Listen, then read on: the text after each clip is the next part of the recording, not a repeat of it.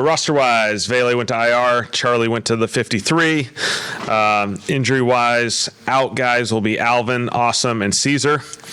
Questionable guys will be Shepard, Tipton, and then Zaire. He'll be questionable. He was limited today with a knee. The 3 guys on here but are good to go: Justin Reed, Tyler Shuck, and Gotcha.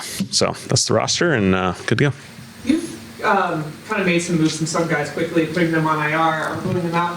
Why is Alvin the opposite of that when he hasn't practiced in a couple of weeks? Yeah, we're just keeping an eye on that one. We'll see how it progresses. Again, timelines are all different for all these guys. Felt like, obviously with Vele and with Devin, the timeline wasn't going to give us any opportunity for the season. And so, put them on IR. Has Alvin's injury taken kind of longer than expected? Not necessarily. I think, similar to a lot of other guys, sometimes Chase's injury, sometimes, you try and put a specific timeline on. There's various timelines, and you got to kind of go through the full process. So we'll see what happens. When you have guys that you end up adding like partway through a week to the practice squad, and you only get a couple of days in practice, like, is there I'm not asking specifically about either of the guys that have been using it, but just in general, is there a real shot at any point for guys like that to be able to play on a Sunday, or is that too tight of a? It would be in a emergency situation / tight situation where they'd have a role. Guys can learn some stuff. A lot of times when you come from place to place, there's different ways you can figure it out. There's a translation that you can at least get into a limited role, and so guys are ready, guys are available, and I think we've obviously put a premium on guys who've had a little bit of experience, guys that can probably, if called upon, would be ready to go. And so I think our running back room has been a good example of that through this entire season. Guys that have been called up and then asked to play relatively quickly. With Bailey's season being over, you feel like you got enough of him involved in the offense that you feel comfortable about him next season and kind of the ways you want to use him? Yeah, I think the last few weeks were certainly a really good representation of him. Really excited about him moving forward. Kellen, how much do you feel like your investments in the culture, the team events, basketball, open meeting room, and all that stuff, how much do you feel like that pays off in the team fighting and playing hard even when things are kind of going sideways and being able to get on their own like you see them like that? Yeah, I think we got a really special group, a group that's stayed connected through this whole process. And I think from a team standpoint, you're always trying to find different ways to just continue to connect. And so, spend time together, whether it's, I think road trips are obviously always special in the NFL, a chance to kind of spend time together. We try and have some stuff there at those hotels just to kind of stay active, keep those guys connected. Certainly, I think through this building, you can kind of see different opportunities where our guys get to spend a lot more time together. And so I think all that stuff adds up. What's your evaluation of Brady Cook, not a guy I haven't seen with a ton of film? Yeah. I've watched Brady from afar. So my brother was at Missouri with him. So I was rooting for Brady for a couple of years, and now obviously not so much this week. But Brady's I thought he had a really good college career. I thought he really raised Missouri, brought them up a notch the last couple of years when he was there. And so one game in, second game is going to look a lot different. Once you get that first game in the NFL, I think you settle in a little bit. He can make plays with his feet. Certainly that shows up a lot throughout his college and NFL career. Good arm, accurate ball. I think he's going to play. He's going to play pretty well, and so we're going to have to play well. You go to Kirby for the. No, Kirby's a little busy right now. Aaron Glenn was also kind of up for this job before he took the Jets. I'm kind of wondering, when you're going through this process, or you see the Saints job is open and you're interested, are you paying attention to what other coaches are interviewing for it, and how do you kind of navigate that? The staffing dynamics are natural around the league. You're always, as you're going through these jobs, just, who's available and whatnot. And if a certain opportunity presents itself, ton of respect for AG. He's done an awesome job going back to, playing career here in New Orleans for a number of years, going to Detroit. What, him and Dan and all those guys were able to kind of rebuild there was really, really special. And certainly I think he's putting a really good foundation in New York, down for future success there. I think he's going to do a great job. It feels like his team's playing pretty hard too. No question. I think that's all we can ask for in these situations. Just a final home game of the season, anything that you want to deliver?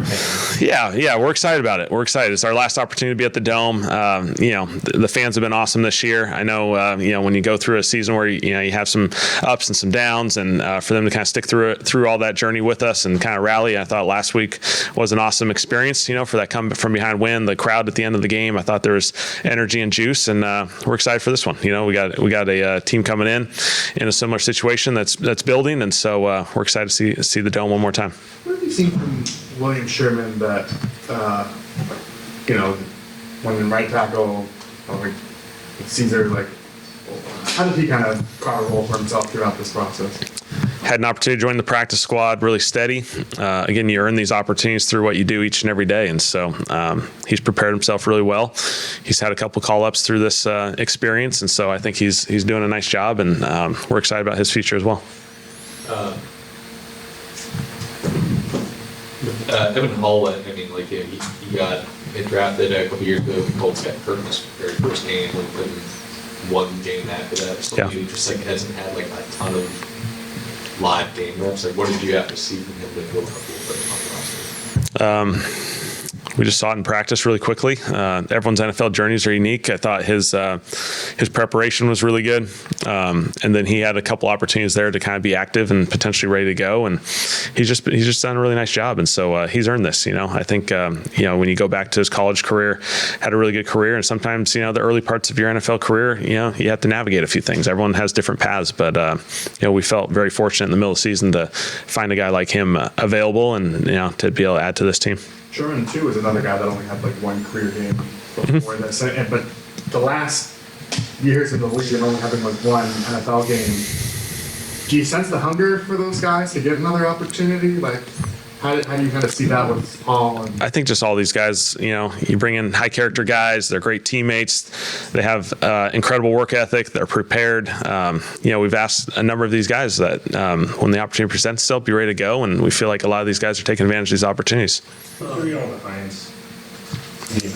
Yeah, had a workout. Obviously, feel really fortunate to be able to sign him as well. Got some experience on his side. He's played a lot of football in the NFL. Have always been a fan of his from afar. Excited about him. He came in and worked out, did an excellent job. And so, obviously, with two full-time running backs, he's the third one there. And then Alvin's kind of navigating the injury status, and so we feel like it provides us with some depth as we go.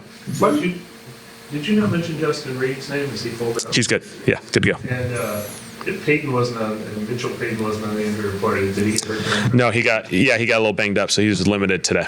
And what kind of illness is Tipton dealing with? Kind of illness that you think could possibly? Yeah, we'll see. Getting better. I feel good, but he's just got to get through all that.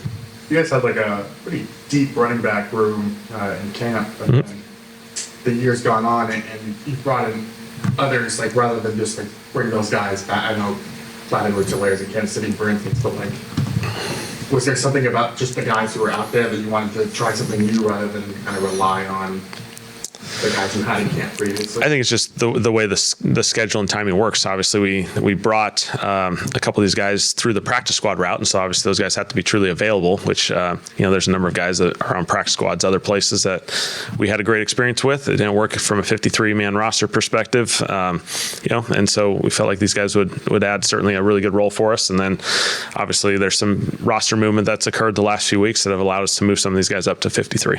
Kellen, to that point, how impressive have you been with that room having to step up that next man up mentality? Joel has done an awesome job. Felt so fortunate when we were able to get Joel back here in New Orleans to lead the running back room. They got excellent leadership because of him, and then that group just does an excellent job preparing, and I think they work really well together. There's a bond, there's a connection, there's getting each other better, getting each other prepared that I think has shown up for these guys to be able to contribute in such a positive way in a short window. I think is credit to that group and the way they work. Joel, just how have you seen him settle into that assistant or that's associate head coach? Yeah. Joel's been awesome. Joel's been around this league for a long time in some different roles, and so I've leaned on Joel for a lot of things, and a lot of it, is just from a leadership standpoint with the team, just bouncing ideas off, having different discussions with the leadership group or Joel. He's just been really good, and I think we feel fortunate that we were able to kind of get him back here. He has quite the arm too when you guys are playing the crossbar game on Friday. Yeah. Joel's got a little bit. Yeah. Oh yeah. Is there like what's your guys' like teaching lesson from the 2-point play from last night? Which one? There's a couple 2-point plays.